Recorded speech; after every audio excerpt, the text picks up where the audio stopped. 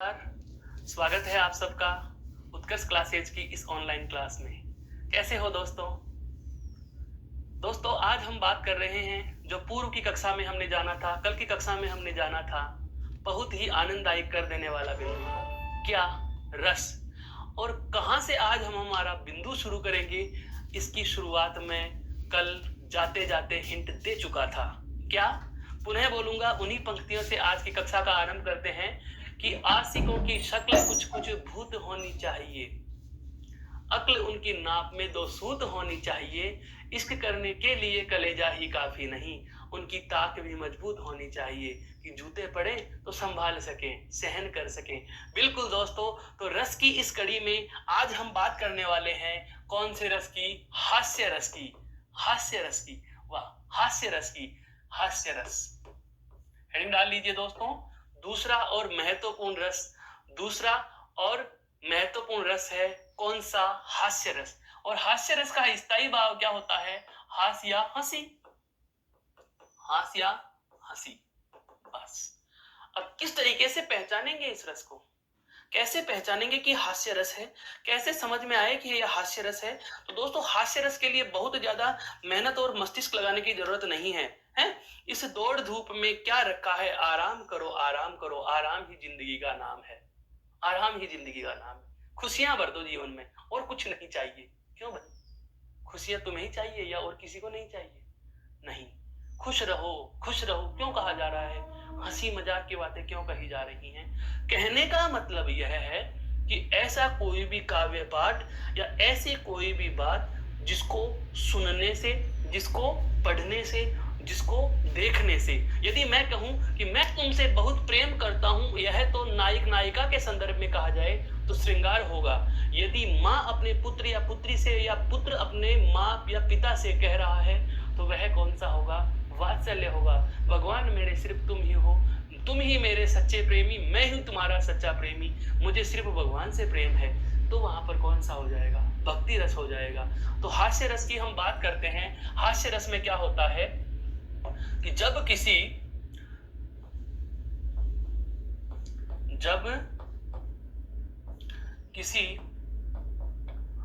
काव्य पाठ को देखने, सुनने या पढ़ने, जब किसी काव्य पाठ को देखने, सुनने या पढ़ने के पश्चात, है, पढ़ने के पश्चात हास्य का भाव उत्पन्न हो, वहां हास्य रस होता है। वहां हास्य रस होता है। वहां कौन सा रस होता है दोस्तों? हास्य रस होता है। इसका उदाहरण मैंने अभी अभी बताया। आशिकों की शक्ल कुछ कुछ भूत होनी चाहिए, है? आशिकों की शक्ल, आशिकों की शक्ल कुछ कुछ भूत होनी चाहिए, अक्ल उनकी नाप में दो सूत होनी चाहिए, अक्ल उनकी नाप में दो सूत होनी चाहिए, है? इश्क करने के लिए कलेजा ही काफी नहीं, उनकी ताक भी मजबूत होनी चाहिए। कहने का मतलब यह हुआ दोस्तों कि जब किसी काव्य पाठ को पढ़ने के बाद, देखो ये सुन सुन करके हंसी आ रही है, ये पढ़ पढ़ करके हंसी आ रही है, यह देख करके हंसी आ रही है, तो ऐसा कोई भी पाठ जिसे देखने, सुनने या पढ़ने से हास्य का भाव उत्पन्न हो, वहां कौन सा रस होता है? हास्य रस होता है। जैसा हम उदाहरण से भी देख सकते हैं। क्या? इस दौड़ धूप में क्या रखा है? आराम करो, आराम जिंदगी की पूजा है, इससे न तपेदिक होती है, आराम शुदा की एक बूंद, शुदा की एक बूंद है, तन का दुबलापन खो देती है। आराम करना अमृत की एक बूंद है जो आपके शरीर के दुबलेपन को खो देगी। अगर आप पर्याप्त आराम करोगे तो मस्त मौला मन मौजी मोटे हो जाओगे। क्या बात है, कैसे पद है, खुशियां आ गई हैं? इस दौड़ धूप में क्या रखा है, आराम करो, आराम जिंदगी की पूजा है। इससे न तपेदिक होगी, इससे कोई बीमारी नहीं होगी, है हैजा मलेरिया तपेदिक बीमारी कुछ नहीं होगी। आराम शुदा की एक बूंद है, ये तन का दुबलापन खो देती। खुशियां, आराम करो। जिस काव्य पाठ को पढ़ने के बाद, जिस रचना को सुनने के बाद, या जिस दृश्य को देखने के बाद, रंगमंच पर किसी नाटक के दृश्य को देखने के बाद, यदि दर्शक पढ़ने के बाद, पाठक और सुनने के बाद श्रोता के मन में यदि किसी भी प्रकार के हंसी का भाव उत्पन्न होता है, हास का भाव उत्पन्न होता है, तो वहां दोस्तों कौन सा होता है, हास्य रस होता है। कौन सा होता है दोस्तों, हास्य रस होता है। यहां तक की बात जान लेने के बाद अब हम आगे बढ़ते हैं अगले रस पर। क्या आज का दूसरा रस ले रहे हैं, कौन सा, करुण रस। कौन सा रस दोस्तों, करुण रस।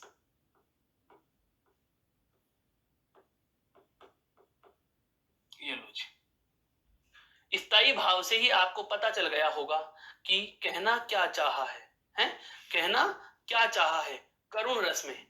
करुण रस का मतलब यह हुआ, अब से पहले जो हम मुस्कुराते हुए पढ़ रहे थे, करुणा का भाव है। कोई ऐसी चीज हमारे समक्ष उपस्थित हो जाती है, बहुत बार ऐसी हमारे सामने घटनाएं घटित हो जाती हैं, बहुत बार हमें ऐसे वृतांत सुनने को मिल जाते हैं कि जब हम बहुत ज्यादा दुख से अनुभूत हो जाते हैं, बहुत ज्यादा दुखी हो जाते हैं,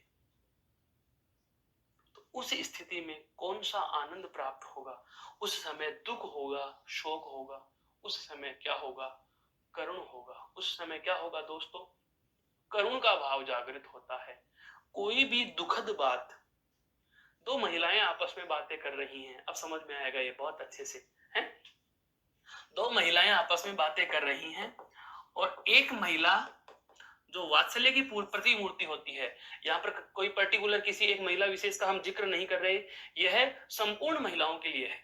क्या कि महिलाएं वात्सल्य की प्रतिमूर्ति होती है, उनमें दया का भाव, करुणा का भाव ज्यादा होता है, ममता का भाव सर्वाधिक होता है। तो एक महिला अपने दुख को अभिव्यक्त कर रही है एक अपनी दूसरी सहेली के समक्ष। आपने देखा होगा दोस्तों, आपने महसूस किया होगा कि जैसे ही एक महिला अपना दुख बयां कर रही होती है, तो जिस महिला को वह अपनी होनी या हम कहें अपने दुख के हाल सुना रही होती है, तो खुद अश्रुधारा में भीग जाती है। और इस वर्णन को सुनते सुनते सामने वाली महिला कहती है, रो मत सखी, और वो खुद भी रोने लग जाती है। बिल्कुल होता है दोस्तों ऐसा। बहुत बार हम नहीं कहते क्या कि हमने अमुक पिक्चर देखी और पिक्चर देखते देखते मुझे तो रोना आ गया यार। इसका मतलब यह हुआ कि आपको जब वह दृश्य देखने को मिला, उस महिला को जब वह वृतांत सुनने को मिला, पाठक को जब ऐसा कोई वर्णन पढ़ने को मिला, तो उनके मन में जो दुख के भाव जागृत हो जाते हैं, उसे हम करुण रस के नाम से जानते हैं। उसे हम किसके नाम से जानते हैं, करुण रस के नाम से जानते हैं। कहने का मतलब यह हुआ कि दुख के भाव है, दुख के भाव जागना, दुख के भाव जागना। अब यह किसी दृश्य से भी हो सकता है, किसी वर्णन से भी हो सकता है, किसी वृतांत से भी हो सकता है। दुख से जो भी अनुभूति, दुख से संबंधित अनुभूति यदि हमें होगी, तो वहां कौन सा रस होगा, करुण रस होगा। जब हम बात करें कि सीता का जब पुष्पक विमान में या हम कहें रावण के द्वारा सीता हरण हो जाता है, समझो इस बात को, अब समझ में आएगा। सीता हरण के पश्चात, सीता हरण के पश्चात राम को रोते देखकर, राम को देखकर, जैसा कि हम रामायण में भी देखते हैं, जैसा कि हम रामायण में पढ़ते भी हैं, जैसा कि हम वृत्तांतों में सुनते भी हैं, क्या कि सीता हरण के पश्चात राम की जो दशा थी, उस राम की दशा को देखकर सभी के हृदय द्रवित हो जाते हैं। सभी के हृदय क्या हो जाते हैं, द्रवित हो जाते हैं। सभी के मन रुआंसा हो जाता है। सभी का मन रोने को आतुर हो जाता है दोस्तों। क्या कहें, दुखित बातें हैं। जब जर्जरता, दीनता या दुखों की बात आती है, किसी व्यक्ति विशेष पर दुखों के पहाड़ टूट जाते हैं, तो कितना बुरा होता होगा। यह बात सुनकर के ही हमारा कलेजा पानी पानी हो आता है। ऐसी स्थिति को कौन से रस में गिना जाएगा दोस्तों? करुण रस में गिना जाएगा। किसमें गिना जाएगा? करुण रस में गिना जाएगा। देखो, एक उदाहरण से इसको समझने का प्रयास करते हैं कि शोक विकल सब रोवहि रानी है, शोक विकल सब रोवहि रानी, रूप सीलु बलु तेज बुखानी है, करहि विलाप अनेक प्रकार, परहि चूमी तल बारहि बारा। रानी का यह हाल है, बहुत बार देख रही है। ऐसा ही होता है जब लक्ष्मण को शक्ति बाण लगा था, जब लक्ष्मण को शक्ति बाण लगा था, दर्द रावण के सीने में हो रहा था या राम के सीने में हो रहा था? राम के सीने में हो रहा था। रावण उधर खुशियां मना रहा है और राम इधर दुख से द्रवित हो रहा है। संपूर्ण वानर सेना रो रही है। तो जाहिर सी बात है, उस दृश्य को देखकर, सुनकर या पढ़कर हमारे भी मस्तिष्क में, हमारे भी हृदय में द्रवित भाव हो जाते हैं, दुख के भाव उत्पन्न हो जाते हैं। तो उस स्थिति को हम क्या कहते हैं? करुण रस की स्थिति के नाम से जानते हैं। कहने का मतलब यह हुआ कि जब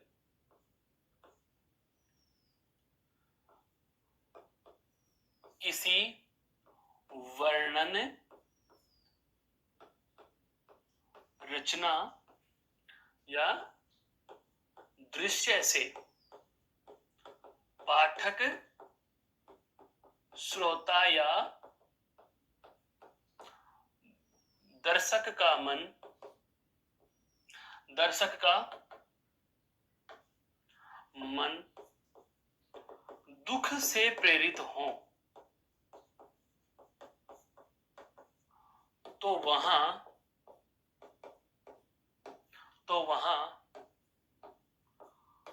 करुण रस होता है। तो वहां करुण रस होता है। कहने का मतलब यही बात कि जहां भी हमें दुख की अनुभूति होगी, तो रस कौन सा हो जाएगा दोस्तों? करुण रस होगा। कौन सा रस होगा दोस्तों? करुण रस होगा दोस्तों। कौन सा होगा? करुण रस होगा। यह था हमारा आज का दूसरा और रसों का तीसरा प्रकार। कौन सा? करुण रस। अब हम आगे बात करेंगे। अरे भाई, बात क्यों नहीं करेंगे? हम वीर हैं, वीर भूमि में जन्म लिया है, राजस्थानी वीर हैं हम। आप ये लाइन सुनते ही आपके ध्यान में आ गया कि सर में अचानक से जोश कैसे आ रहा है? अरे भाई, रस का नाम ही ऐसा है, रस का नाम ही ऐसा है। क्या? वीर रस। कौन सा रस लेने वाले हैं दोस्तों? वीर रस। स्थायी भाव पूछे तो क्या लिखोगे? उत्साह है। वीर रस का स्थायी भाव क्या होता है? उत्साह होता है। वीर उत्साह है। जब भी आपको कहीं जोश की बातें करनी लग जाएं, खूब लड़ी मर्दानी वह तो झांसी वाली रानी थी है? इसका मतलब यह हुआ, पढ़ते पढ़ते हमारा भी इंकलाब जिंदाबाद के नारे लगाने का मन करने लग जाता है दोस्तों। बस यही वीर रस है। ऐसी कोई भी काव्य रचना, दर्शन या कोई भी दृश्य, कोई भी वर्णन जिसको सुनकर, देखकर या पढ़कर हमारे मन में उत्साह की भावना या पराक्रम या उमंग की भावना का उल्लेख हो जाए, तो वहां पर वीर रस होगा। वहां पर कौन सा रस होगा? वीर रस होगा। हम बात करते हैं स्वतंत्रता सेनानियों के वर्णन की, हम बात करते हैं वीरतापूर्ण लड़ने वाले वीरों की, हम बात करते हैं उन वीरांगनाओं की। जब उनका वर्णन पढ़ते हैं तो वीरता के भाव का संचरण होता है। बहुत बार कहा जाता है कि हम जिस प्रकार के दृश्य में, जिस प्रकार के माहौल में ढलते पलते हैं, वैसी ही हमारी मनोवृत्तियां हो जाती हैं। तो दोस्तों ध्यान रखना, वीर सब हैं, वीरता का भाव सब में होना चाहिए। बस उसका उपयोग और प्रयोग सही परिस्थितियों में सही तरीके से हो, उसका सकारात्मक परिणाम हमें प्राप्त होना चाहिए।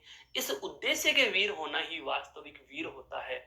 ऐसा नहीं कि आप में वीरता का कोई गुण है, कोई उमंग या पराक्रम के कार्य का करने का जज्बा है और आप उसे गलत दिशा में प्रवृत्त कर देते हो, तो उसके परिणाम दोस्तों सदैव नकारात्मक होते हैं। तो हम बात करते हैं वीर रस की, या जिसका स्थायी भाव उत्साह है उसकी। तो इसकी परिभाषा में हम यही कहेंगे क्या, कि जब काव्य में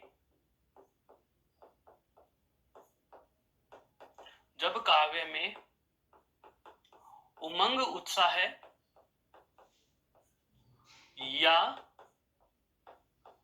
पराक्रम के भाव का उल्लेख हो, पराक्रम के भाव का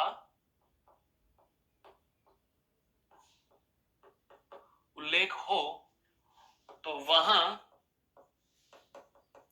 वीर रस होगा,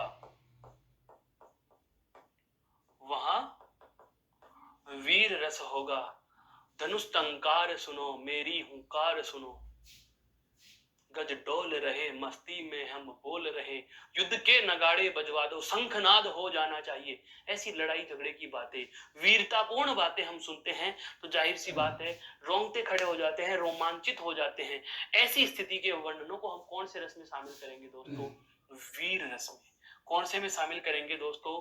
वीर रस में शामिल करेंगे। हैं, मैं सत्य कहता हूं, सके सुकुमार न मानो मुझे, यमराज से भी युद्ध को प्रस्तुत सदा मानो मुझे। चैलेंज देखो कितना बड़ा, कि मैं यमराज से भी युद्ध करने की क्षमता रखता हूं। उदाहरण को देखिए दोस्तों, क्या कि मैं सत्य कहता हूं, सके सुकुमार न मानो मुझे, आप मुझे केवल छोटा सा एक राजकुमार न समझो, हैं, यमराज से भी युद्ध को प्रस्तुत हूं मैं, ऐसा तुम मानो मुझे। है, तो करने का मतलब क्या हुआ कि किसी वर्णन से, है, किसी काव्य को सुनने या पढ़ने या रंगमंच पर कोई दृश्य देख लेते हैं। बहुत बार जैसे रंगमंच पर सागरमल गोपा का नाटक फिल्माया जाता है, दर्शाया जाता है, रंगमंच पर ऐसी एकांकियां प्रस्तुत कर दी जाती हैं।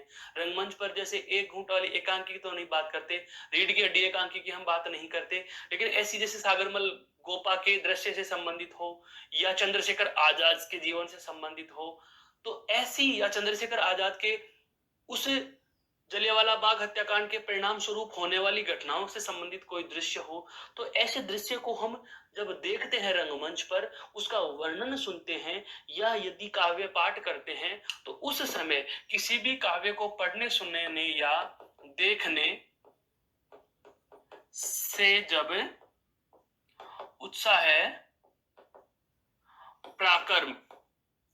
पराक्रम या उमंग का भाव उत्पन्न हो, उमंग का भाव उत्पन्न हो, तो वहां वीर रस होगा। कौन सा रस होगा दोस्तों? वीर रस होगा। बहुत ही आसान भाषा में हम इस बात को जान चुके हैं कि वीर रस कहां होगा, कैसे होगा, और इसे किस तरीके से हम पहचान लेंगे। अब हम बात करें, एक बार इसको गौर से देख लीजिए, फिर हम चलेंगे अगली बात पर, अगले प्रकार पर।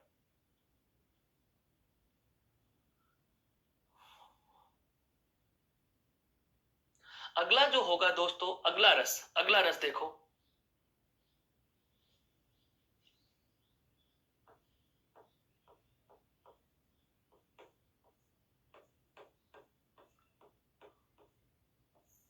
अद्भुत रस। अगला कौन सा है दोस्तों? अद्भुत रस।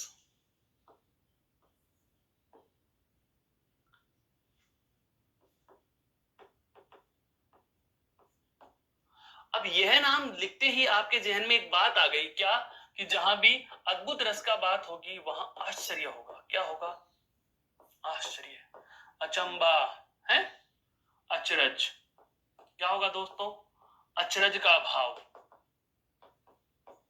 आश्चर्यचकित कर देने वाले तथ्य यदि आपको पढ़ने को मिलते हैं, जब आपको जादू टोने की कहानियां सुनने को मिलती हैं, ऐसी चीजें आती हैं इसमें, जादू की बातें, जादुई वर्णन आ गया, जादुई वर्णन आ गया, जैसे हम कहें परियों की कहानियां, हैं,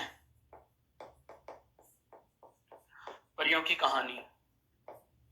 बहुत बार होता है जैसे बूताहा जंगल, हालांकि डर है इसमें बूताहा जंगल में, तो बूताहा जंगल को भी नए भी लें तो आप कह सकते हो जैसे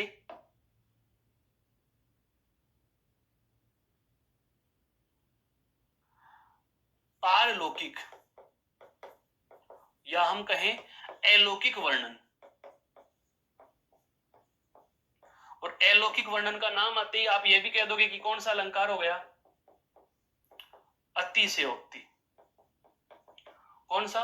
अतिशयोक्ति अलंकार, क्रॉस भी पढ़ सकते हो आप। अतिशयोक्ति अलंकार में भी ऐसी बातें लिखी जाती है जिन पर विश्वास ही नहीं होता। जैसे आपने पूर्व की कक्षाओं में जाना था, अतिशयोक्ति अलंकार में एक लाइन आई थी कि हनुमान की पूंछ में आग लगी नहीं थी कि उससे पहले पूरी लंका ही जल गई। तो ये बात सुनने के बाद हमें क्या होता है, आश्चर्य होता है। क्या होता है, आश्चर्य होता है, या हम कहें अचरज होता है। तो जहां कहीं भी काव्य में किसी पंक्ति को पढ़ने, सुनने या देखने के बाद हमें अलौकिक क्रियाकलाप या आश्चर्यचकित वस्तुओं को देख करके उनके संबंध में जो मन में भाव उत्पन्न होते हैं, वहां कौन सा रस होगा, अद्भुत रस होगा, वहां विस्मय स्थायी भाव होगा। जैसे आता है, बिनु पद चले सुने बिनु काना, कर बिनु करम करे विधि नाना। न तो सुने, न चले, न देखे, फिर भी सारे काम कर रहे हैं। कैसे कर दिया? अरे भाई, कोई जादू की छड़ी थोड़ी है जो घुमा दी। तो ऐसी बातें जो आश्चर्यचकित कर देने वाली हैं, अचंभित कर देने वाली है, अचरजपूर्ण बातें हैं, अलौकिक या पारलौकिक बातें हैं। जैसे परियों की कहानियां, जादू की कहानियां हम सुनते हैं, छोटे बच्चों को सुनाते हैं। तो ये सारे के सारे वर्णन किस में चले जाएंगे दोस्तों? अद्भुत रस में चले जाएंगे। जैसे इस बात को हम उदाहरण से समझ सकते हैं। क्या? जैसे बिनु पद चले सुने बिनु काना, कर बिनु कर्म करे विधि नाना।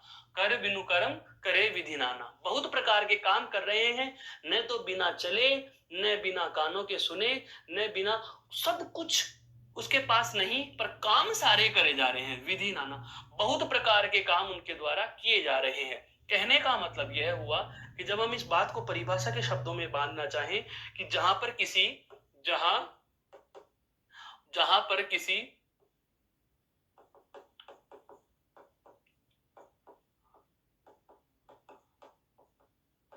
अलौकिक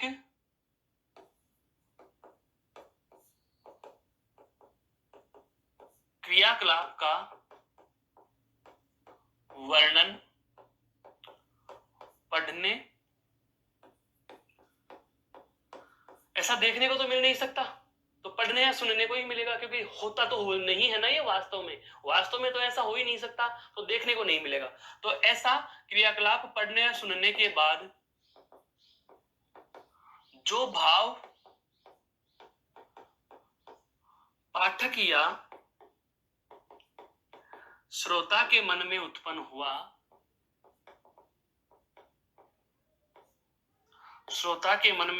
हुआ, उसे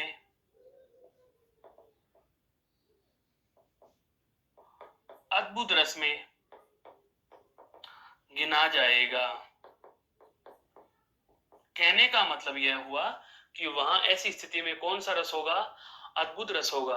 कहने का मतलब यह है कि जहां पर किसी अलौकिक क्रियाकलाप या आश्चर्यचकित वस्तुओं को देखकर, उनसे संबंधित घटनाओं को देखकर हमारे मन में जो भाव जागृत होता है, उस भाव को देख करके जो भी स्थिति हमारे पाठक अर्थात श्रोता के मन में उत्पन्न होती है, वहां कौन सा रस होता है दोस्तों?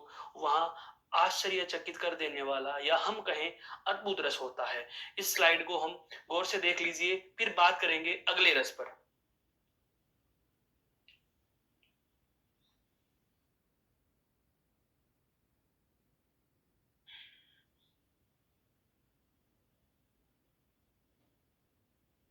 अगला रस दोस्तों बहुत ही अच्छा, और वह कौन सा है जान लीजिए। है, आपने सुनसान सड़क देखी, गली से गुजर रहे, हवाएं साए साए कर रही, सुनसान रास्ता, सुनी सड़क, धक से आवाज आ जाती है और हम डर कर खड़े हो जाते हैं। क्या लगा भाई? भय लगा, डर लगा है।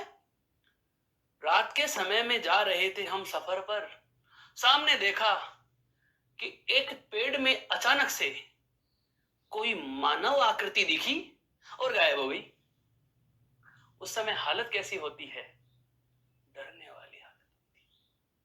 बहुत ज्यादा डर लग रहा है। डराओ ना जी, बिल्कुल नहीं डरा रहे दोस्तों। हम उस रस की ओर जा रहे हैं, हम उस आनंद को पढ़ने जा रहे हैं जिसका नाम ही क्या है? डर है। अर्थात हम बात करने जा रहे हैं अगला जो हमारा रस, महत्वपूर्ण रस जो हमारा है अब, कौन सा? भयानक।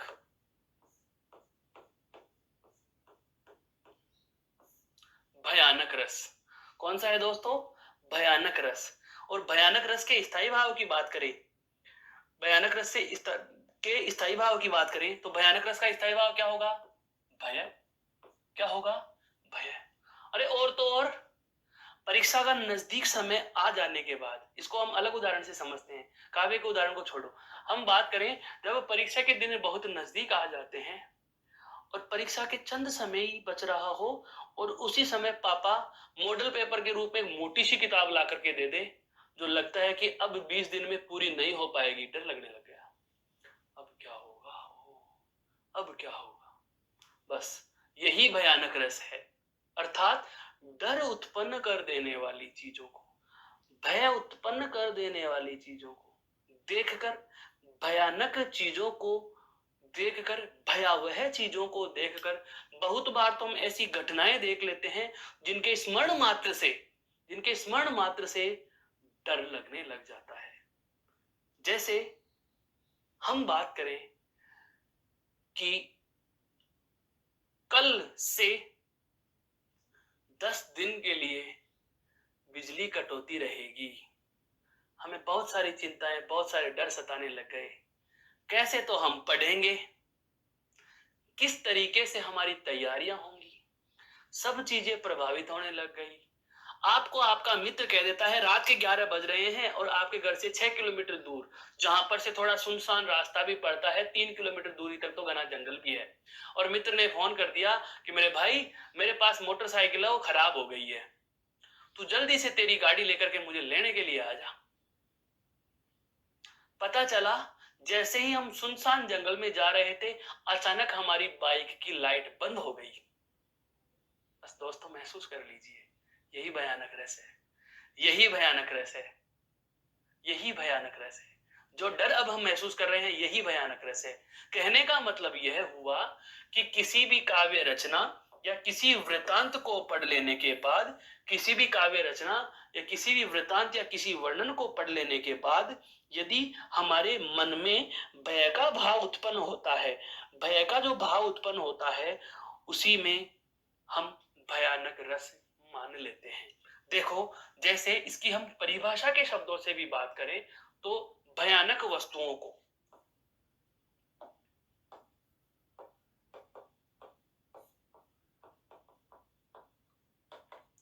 भयानक वस्तुओं को देखकर मन में जो डर या भय का भाव उत्पन्न होता है,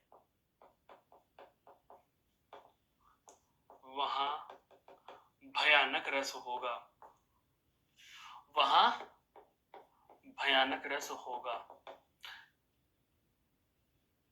जब शिवाजी ने आक्रमण करने की ठान ली, जब पूरे भारत को मुगल मुक्त करने की ठान ली, तो औरंगजेब के मुख का हाल देखने का था। हम वर्णनों में भी पढ़ते हैं कि पूरी सेना का मुख पीला, औरंगजेब का मुख काला पड़ जाता है, पूरी सेना के चेहरे पर चिंता की रेखाएं नजर आती हैं। बहुत बार होता भी है, जैसे ही दोस्तों परीक्षा का समय नजदीक आता है तो हमारे चेहरे पर भी एक विषाद, एक डर की रेखा नजर आने लग जाती है। बस वही भयानक रस है, वही क्या है? भयानक रस है। उदाहरण से भी हम देखेंगे, क्या उदर गरजती सिंदूत लहरियां, कुटिल काल के जालों सी, चली आ रही फेन उंगलियां, फन फैलाए प्यालों सी। फन फैलाए, सांप की फन फैलाए है। उधर गरजती सागर की लहरें कठोर काल के जाल के समान हैं, और चली आ रही हैं फन फैलाए उंगलियां ब्यालों सी। क्या बात है! कहने का मतलब, जब किसी भयानक वस्तु को देखकर मन में भय या डर का भाव उत्पन्न हो, वहां भयानक रस होता है। कौन सा होता है? भयानक रस होता है। उदाहरण आपके समक्ष रखा है, लेकिन पुनः कहूंगा उदाहरण नहीं, स्थिति समझनी है कि जिस रचना को पढ़ने के बाद मन में डर लगे या डर का ही वर्णन मिल जाए। यहाँ पर सीधा सीधा डर का वर्णन आ रहा है। चली आ रही फन फैलाए, फन का नाम आते ही जाहिर सी बात है नाग अगर फन फैलाए, सांप अगर फन फैलाए आ रहा है तो जाहिर सी बात है आक्रमण की दृष्टि से आ रहा है, नुकसान पहुंचाने की दृष्टि से आ रहा है, तो डरना स्वाभाविक होगा। तो यदि किसी भी वर्णन या वृत्तांत को देखकर मन में यदि भय का या डर का भाव उत्पन्न होता है तो वहां हमारे दोस्तों, वहां मेरे दोस्तों कौन सा हो जाएगा, भयानक रस हो जाएगा। और इस भयानक रस के ही प्रतिकार में जिस स्थिति का जन्म होता है, क्या अगर आपको कोई चीज डरा रही है तो आप दो स्थितियां करोगे, या तो उस डर से अपने आप को दूर कर लोगे या उस डर का सामना करोगे। और डर का सामना करने के लिए क्या चाहिए दोस्तों, जवाब दीजिए जरा। डर का अगर हमें सामना करना हो तो हमें क्या होना चाहिए, हमारे जहन में किसका भाव होना चाहिए, रौद्र का भाव होना चाहिए। किसका भाव होना चाहिए, रौद्र का भाव होना चाहिए। अर्थात अब हम पढ़ने जा रहे हैं कौन सा दोस्तों, रौद्र रस। कौन सा रस पढ़ने जा रहे हैं, रौद्र रस, जिसका स्थायी भाव कौन सा है, क्रोध। डर को भी डरा देंगे, दीवारें हिला देंगे, पेपर कैसा भी दे दे तू परीक्षक, हम पर खच्चे उड़ा देंगे, हैं? वीर हैं हम। डर को अगर डराना है तो क्रोध का भाव जगाना है। जब क्रोध का भाव होता है चेहरा लाल हो जाता है, भुजाएं फड़कने लग जाती है, हैं? रोंगटे खड़े हो जाते हैं, त्योरियां चढ़ जाती हैं, त्योरियां चढ़ जाती हैं। जब रावण को जाकर के वहां उनकी सेविकाएं कहती हैं कि सीता ने आपके हर प्रकार के प्रलोभन को नकारते हुए आपके दास्य भाव को स्वीकार करने के लिए मना कर दिया, और उसको रावण को पता चलता है कि भगवान श्री राम की सेना सिंधु पार करके, सागर पार करके लंका के समीप आ चुकी है, तो रावण ने कहा हम लंकेश हैं। उसको गुस्सा आ रहा है, उसको गुस्सा आ रहा है, क्रोध आ रहा है, हैं? कहने का मतलब यही हुआ कि क्रोध की स्थिति जहां भी होगी, रौद्र की स्थिति जहां भी होगी, हमें वाक्य से, काव्य से यह प्रदर्शित होता है, पता चलता है कि लेखक या पाठक क्रोध की भावना में है। दोस्तों एक रचना का नाम लेना चाहूंगा। जब हम झांसी की रानी कविता पढ़ते हैं, जब हम झांसी की रानी कविता पढ़ते हैं, जब हम झांसी की रानी कविता पढ़ते हैं तो आप देखते हैं कि कविता को पढ़ते पढ़ते लगता है कि रानी को गुस्सा भी आया था। जब उनको पता चला कि ब्रिटिश सेना या हम कहें अंग्रेज लगातार भारत पर अत्याचारों की संख्या बढ़ाते चले जा रहे हैं या बार बार प्रताड़ना की सीमाएं अधिक करते चले जा रहे हैं, तो उस स्थिति में उनके मन में क्रोध के भाव जागृत हो जाते हैं। एक बहुत अच्छा वृत्तांत बताता हूं। जब शिवाजी को मोरोपंत पिंगले के द्वारा पता चलता है, या मोरोपंत पिंगले ने बताया, उनके पेशवा बाजीराव ने बताया था कि हमारे सेनापति द्वारा दुश्मन राज्य की पुत्र वधू का हरण कर शिवाजी की सेवा में हमारे सेनापति पेश करना चाहते हैं, जबकि शिवाजी के वह शत्रु की पुत्र वधू थी, लेकिन उसके बावजूद भी शिवाजी को क्रोध आ जाता है। शिवाजी को क्रोध आ जाता है। क्यों आया क्रोध? क्योंकि स्थिति ऐसी थी। शिवाजी का जो स्त्री सुरक्षा की भावना थी, जो सभी पर नारियों को माता समान समझने की भावना थी, यह सेनापति द्वारा किया गया कृत्य उनकी इस बात को, उनकी इस पहचान को धूमिल कर देने वाला था, मटिया मेट कर देने वाला था, मिट्टी में मिला देने वाला था। तो कहने का मतलब यह हुआ कि जब किसी काव्य रचना को पढ़ने या सुनने के बाद, जब किसी वृतांत को पढ़ने या सुनने के बाद क्रोध का भाव जागृत हो। किसका भाव जागृत हो दोस्तों? क्रोध का भाव जागृत हो। और जब क्रोध का भाव जागता है, क्रोध का भाव जागता है, तो उस स्थिति में हमारे कौन से रस की परिणति होती है? तो उस स्थिति में हमारे रौद्र रस की परिणति होती है। बहुत बार हम देखते हैं कि अनैतिक कार्य प्रशासन के द्वारा कर दिया जाए या अनैतिक कार्य किसी हमारे अपने के द्वारा भी कर दिया जाए। छोटे बच्चे ने जानबूझ करके गलती कर दी, छोटे बच्चे ने कांच का ग्लास तोड़ दिया, छोटे बच्चे ने कुछ ऐसी गलती कर दी जो असहनीय है, या किसी हमारे साथी ने ऐसी गलती कर दी, धोखा दे दिया, झूठ बोल दी, हमारे साथ बेईमानी कर ली, हमारे साथ उसने चालाकी दिखा दी, तो उस समय भी हमें हल्का क्रोध आ जाता है। यही रौद्र की स्थितियां हैं। रौद्र का मतलब यही हुआ कि जब पाठक या श्रोता के मन में किसी रचना को पढ़कर या सुनकर क्रोध का भाव उत्पन्न हो जाता है, वहां पर कौन सा रस होता है? रौद्र रस होता है। काव्य के संदर्भ में इसको उदाहरण से भी देखें, जैसे श्री कृष्ण के सुन वचन अर्जुन क्रोध से जलने लगे। श्री कृष्ण ने जब यह कहा कि तुम पराक्रमी हो और अर्जुन तुम्हें अन्याय का बदला लेना है, सामने तुम्हारे भाई हैं, तो क्या हुआ? वध तुम्हें करना ही होगा। तो यह बात सुनकर के अर्जुन के क्रोध की सीमा नहीं रही थी। अर्जुन अत्यधिक क्रोधी हो चुके थे। सब सील अपना भूल कर करतल युगल मलने लगे। सारी की सारी अपनी दया भावना भूल गए वो, और अपने आप में तमतमाने लग जाते हैं और गुस्से से क्रोधित इतने हो गए कि उनका भाव बाहर आने लग जाता है। वह बाद की बातें हैं जब अर्जुन को समझाने के लिए श्री कृष्ण ने ज्ञान के उपदेश दिए और पूरी गीता रच डाली। यही तो था। गीता की वजह क्या थी? गीता का निर्माण क्यों हुआ दोस्तों? गीता का निर्माण इसीलिए तो कहा कि जब कौरवों का लगातार अत्याचार बढ़ता चला जा रहा था, हम कहें कि धरती पर पाप लगातार बढ़ते चले जा रहे थे, तो पाप पर सदैव पुण्य की विजय रही है। उस पाप को नष्ट करने के लिए श्री कृष्ण ने देवता रूप में अवतार, या मानव रूप में जो देवता का अवतार था, वे श्री कृष्ण अर्जुन के माध्यम से इस पाप का वध करना चाहते थे, कौरवों का शमन करना चाहते थे।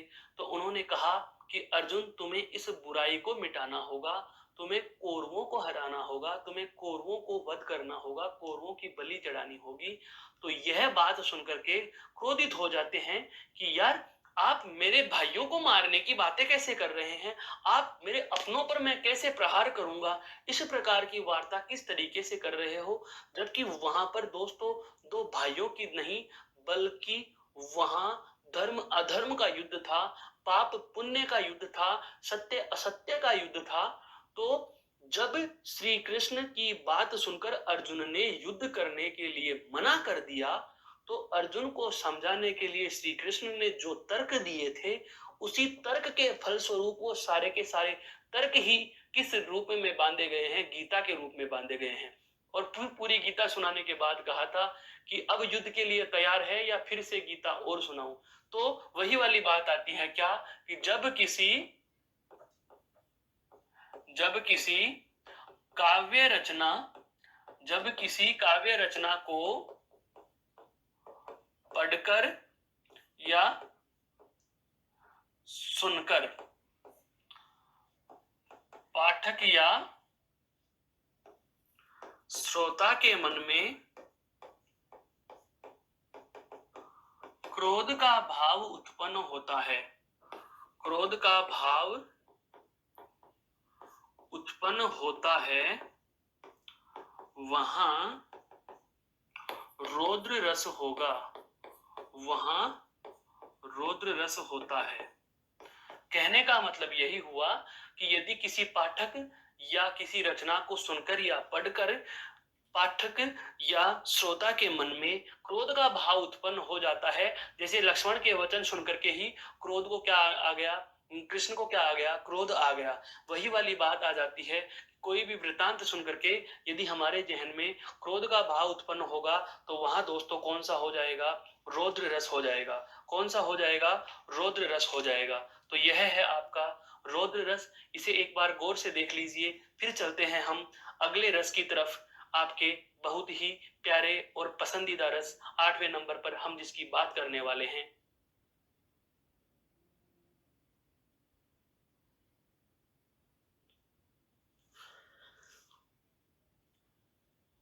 अगला रस है अपना विभत्स रस। ये लो भाई, और इसका स्थायी भाव होता है क्या? जुगुप्सा। ये क्या लिख दिया सर, विभत्सी समझ में नहीं आ रहा था, आपने तो इससे भी ज्यादा कठिन शब्द लिख दिया, ये तो हमारे लिए बहुत बड़ी महाभारत हो गई, कैसे समझे? अरे भाई कोई बात नहीं, ये लो, और भी श्रेय लिख देता हूं, घृणा। जब भी कोई ऐसी बात सुनने को मिल जाती है, कोई गालियां दे रहा होता है, हम कान बंद कर लेते हैं। कोई बुरे वचन कहता है, हम कान बंद कर लेते हैं। कोई घृणित वस्तु आ जाती है, हम वहां से अपने आप को या अपनी नजरों को हटा लेते हैं। बहुत बार ऐसा होता है कि ऐसे दृश्य हमारी आंखों के सामने घटित हो जाते हैं, हम चाहते हैं कि ऐसा घृणित कार्य हमारी आंखों के समक्ष नहीं होना चाहिए था, हो गया। अगर आप रास्ते से चल रहे हो और आपने देखा कि एक ढाबे पर एक व्यक्ति, बिल्कुल एक ढाबे पर एक व्यक्ति भोजन खा रहा है, और उसकी थाली में आपने देखा कि एक कटोरी में मवाद रखी हुई है, और उस मवाद में वह जलेबियां डुबो डुबो करके बड़े आराम से आनंद लेकर खा रहा है। आप सर कितनी गंदी बातें कर रहे हो, छी छी छी। बस यही विभत्स रस है दोस्तों, यही विभत्स रस है। जब ऐसा कोई घृणित वर्णन आपको पढ़ने को मिलता है, कोई ऐसा घृणित वर्णन आपको सुनने को मिलता है, जिसे सुनने के बाद आपके मन में जुगुप्सा प्रकार का, घृणा प्रकार का, वहां से अलग हट जाने के प्रकार का भाव उत्पन्न हो, वहां कौन सा रस होगा? विभत्स रस होगा। जैसे हम बात करें क्या, मवाद शब्द लिखा हुआ आ रहा है, मवाद है, जैसे आपको लिखा हुआ मिल गया है क्या, कि मवेशियों का कंकाल स्वाद से खाओ, है, स्वाद से खाओ, खा सकते हैं क्या? ये वर्णन क्या है? घृणित वर्णन है। गांधी जी के जो तीनों बंदर हैं, वो भी इसी प्रकार का संकेत दे रहे हैं। बुरा मत सुनो, अर्थात घृणित चीज को सुनो मत, घृणित चीज को देखो मत, और घृणित कुछ बोलो मत, घृणित कुछ कहो मत। कहने का आशय यही हुआ दोस्तों कि जब इस प्रकार का वर्णन आपको पढ़ने या सुनने को मिलता है, जब इस प्रकार का वर्णन आपके समक्ष हो जाता है, जिसके कारण घृणात्मक वस्तु या घटनाओं को देखकर आपके मन में जुगुप्सा प्रकार का स्थायी भाव जागृत हो, तो वहां पर कौन सा होगा दोस्तों? वहां पर आपका विभत्स रस होगा। एक उदाहरण से और इसकी परिभाषा को एक बार पुष्ट करेंगे। जैसे सिर पर बैठियो काक, कौवा सिर पर बैठा हुआ है? आंख दो खात निकारत, और उसने दोनों आंखें निकाल करके खा ली। सिर पर बैठो कौवा, कौवा सिर पर बैठा हुआ है और अपनी चोंच से उसने दोनों ये गुलाब जामुन निकाल कर खा लिए। ये से बोलता तो सही था, लेकिन इसने क्या कहा? आंख दो खात निकारत, खीत जीभ ही सियार अति, जीभ से सियार अति, अनुदित उर्धारत। सारी की सारी चीज जीभ को समेट करके सियार ने मुख से पकड़ के खींच लिया, सारी की सारी आंख तक बाहर आ गई। एक लाइन हम सुनते हैं, जुगती जलेबी खात है, जहां पर देखते हैं कि काल की देवी वहां बैठी हुई है, आंतरियों का ढेर लगा रखा है, कंकाल को वह मवाद में डुबो डुबो करके खा रही है। इस प्रकार का घृणित वर्णन सुन करके हमारे मन में जो जुगुप्सा प्रकार का स्थायी भाव जागृत होता है, वही दोस्तों विभत्स रस होता है। कहने का मतलब, जब किसी काव्य को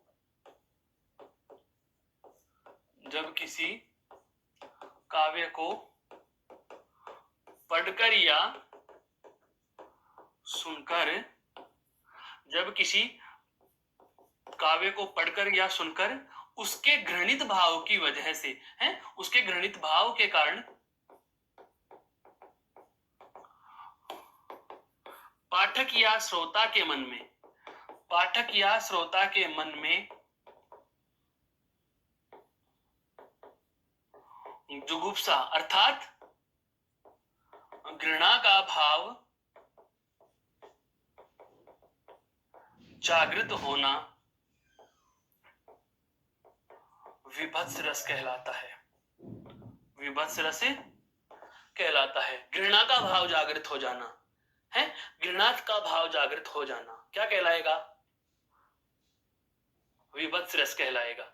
मेरे कहने का आशय यही हुआ कि जब हम कोई अपशब्द सुन लिए, कोई श्राप या गाली वाला शब्द सुन लिए, या इस प्रकार का वर्णन सुन रहे हैं जिसको पढ़ लेने के बाद उल्टी का मन करे, वोमिटिंग जिसका होती है, इस प्रकार की गंदी चीज को देख करके छी छी करके वहां से नजरें हटा लेने का, गंदे नाले के पास से गुजरते हुए गंदी बू की वजह से नाक बंद कर लेने का मन करता है, समझ लीजिए वहां दोस्तों क्या होगा, विभत्स रस होगा। वहां पर दोस्तों कौन सा होगा, विभत्स रस होगा। इसे एक बार गौर से देख लीजिए। हालांकि विभत्स रस को देख लीजिए, इस वर्णन को मत देखिए, विभत्स रस को देख लीजिए। है तो घृणित वस्तु, तो जाहिर सी बात है घृणा हो रही है। ताकि हम अगले भाव पर चलते हैं, अगले रस पर चलते हैं, अगले आनंद का अध्ययन करते हैं।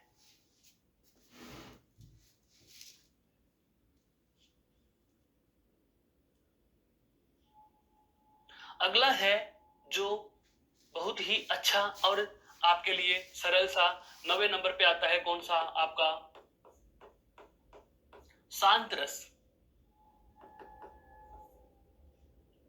मन की समान सी स्थिति जहां बनी रहे, मन की समान सी स्थिति जहां बनी रहे, सम स्थिति जहां बनी रहे, जहां किसी प्रकार के संवेगों का उठा पटक नहीं होता, जहां पर किसी प्रकार की मनोउद्वेलन या मन की हलचलें उत्पन्न नहीं होती, जिस रचना को हम एक धारा प्रवाह के साथ पढ़ लेते हैं, धारा प्रवाह के साथ पढ़ लेते हैं। जैसे आपने देखा होगा नीति के दोहे होते हैं, हम आराम से उनको पढ़ते चले जाते हैं। नीति के दोहे होते हैं, उनको हम आराम से पढ़ते चले जाते हैं। उनके पढ़ लेने के बाद हमारे मन में किसी प्रकार का कोई भाव उत्पन्न नहीं होता। हालांकि इसको भाव शून्यता नहीं कहेंगे, इसको यह कहेंगे कि सभी संवेग, सभी स्थायी भाव एक बैलेंस या संतुलन की स्थिति में जहां होते हैं। अर्थात जिस काव्य रचना को पढ़ने या सुन लेने के बाद हमारे मन में एक निर्वेद की स्थिति पैदा होती है, या सम स्थिति जो पैदा होती है, उसे ही क्या कहते हैं, शांत रस कहते हैं। इस उदाहरण से भी इस बात को समझ सकते हैं कि जब मैं था तब हरि नहीं,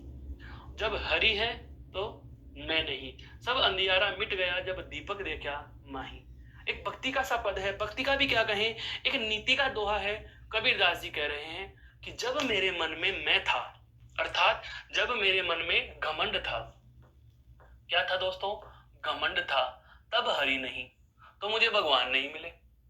जब मेरे मन में घमंड था तो मुझे भगवान नहीं मिले, और अब हरि है मैं नहीं, और जब भगवान मुझे मिल गए, जब हरि है तो मैं नहीं, अर्थात अब भगवान के मिलने पर मेरा सारा घमंड खत्म हो गया।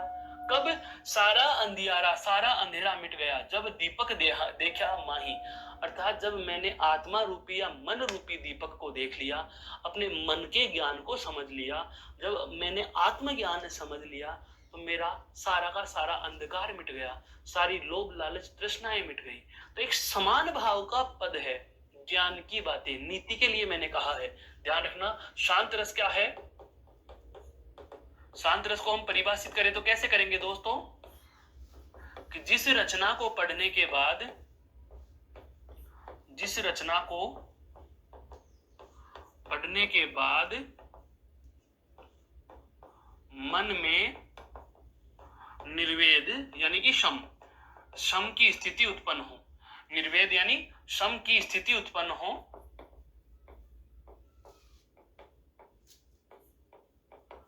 वहां शम की स्थिति उत्पन्न हो, वहां शांत रस होता है, वहां शांत रस होता है।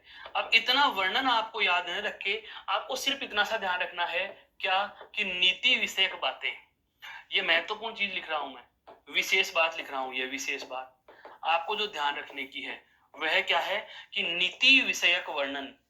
क्या दोस्तों, नीति विषयक वर्णन यदि आप पढ़ते हो, नीति विषयक वार्ता या नीति विषयक वर्णन जहां भी होगा, वहां पर कौन सा होगा दोस्तों, आपका शांत रस होगा। जैसे कबीर कह रहे हैं कि जब मैं था तब हरि नहीं, जब हरि है तो मैं नहीं, कि जब मुझ में घमंड था तब मुझे भगवान नहीं मिले, और जब भगवान मिल गए तो सारा घमंड समाप्त हो गया। सारा मन रूपी या जीवन का जो सब अंधकार था, मेरे जीवन में जो सब अंधकार था, वह सब अंधकार मिट गया। कब मिट गया, जब दीपक देखा माही, अर्थात जब मैंने अपने आप के मन में ज्ञान के दीपक को, अर्थात आत्मज्ञान को जब मैंने पहचान लिया, तो वहां पर मेरे सारा का सारा जो अंधेरा था जीवन के इस जन्म मरण रूपी संसार सागर में जो ज्ञान रूपी या हम कहें अज्ञानता का अंधकार था, वह सारा अंधेरा क्या हो गया, समाप्त हो गया।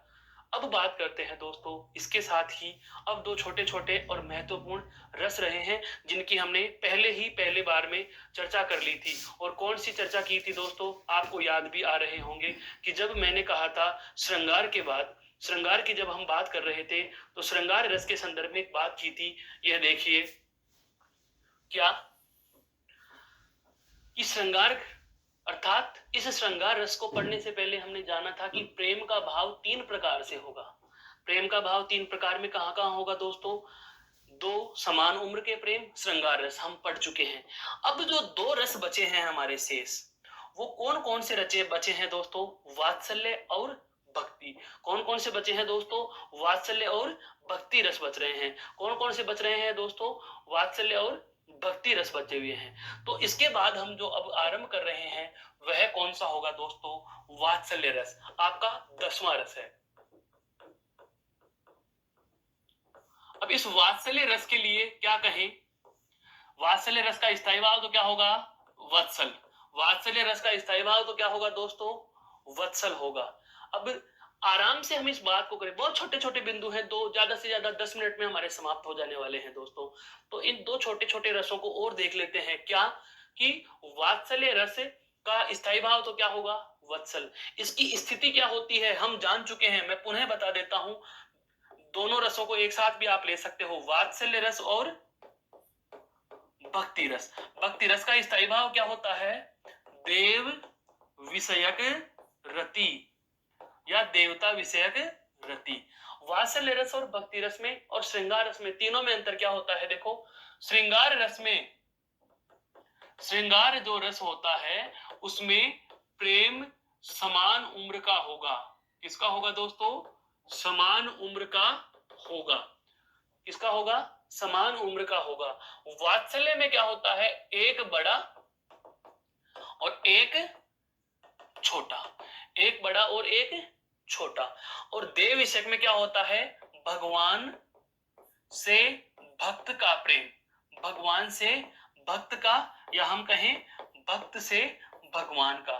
क्योंकि यह भी तो है ना, कहा जाता है भक्त के वश में है भगवान, अर्थात भक्त पर ही भगवान निर्भर है और भगवान पर ही भक्त निर्भर है।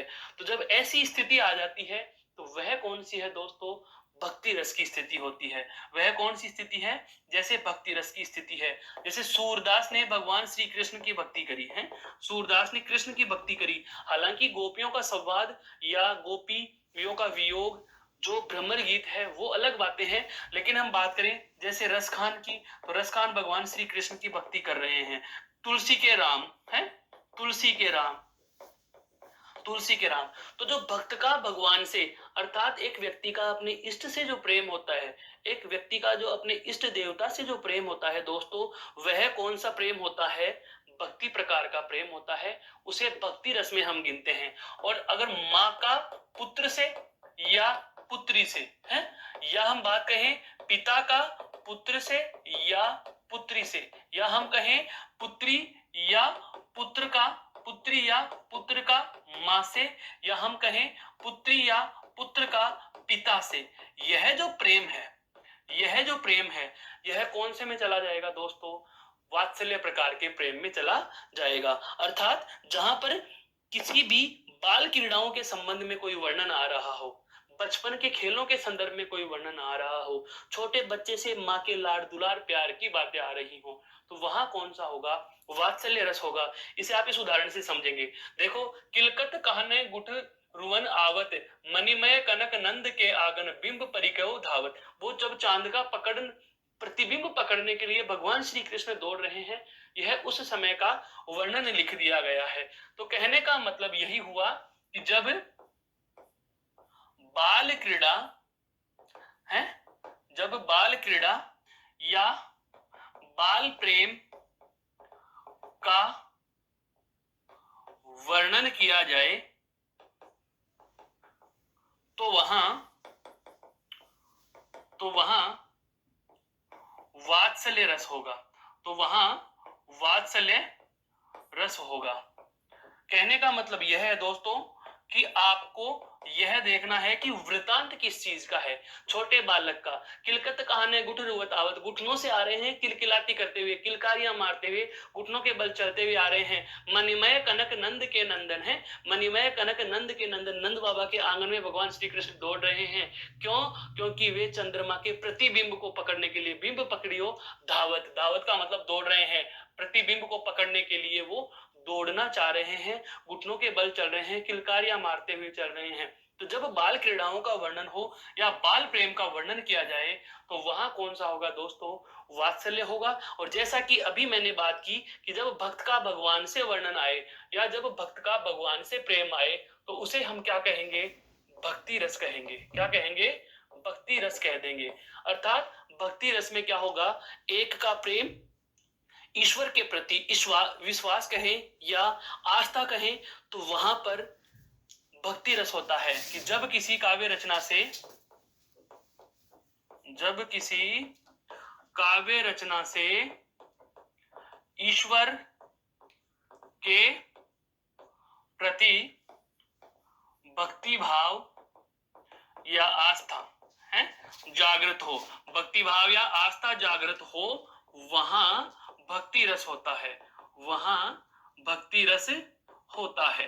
अर्थात ऐसी कोई वर्णन जिसे पढ़ लेने के बाद हमारे जहन में भगवान के प्रति आस्था बढ़े या प्रेम बढ़े। तो वही वाली बात, तीनों स्थितियां पुनः सुन लीजिए। दो समान उम्र में प्रेम होगा, श्रृंगार। अगर माँ का बेटे से, बेटा बेटी का माँ से, इनका एक बड़े एक छोटे का प्रेम होगा तो वात्सल्य। और यदि भक्त का भगवान से या भगवान का भक्त से होगा तो वहां कौन सा हो जाएगा? भक्ति रस हो जाएगा। जैसे राम जपू बावरे, घोर भव नीर निधि, नाम निज नावरे। अर्थात राम का नाम जपते रहो, राम का नाम जपते रहो। इस भयंकर संसार सागर से भी आपकी नाव को पार लगा देने वाला केवल उनका नाम स्मरण ही है।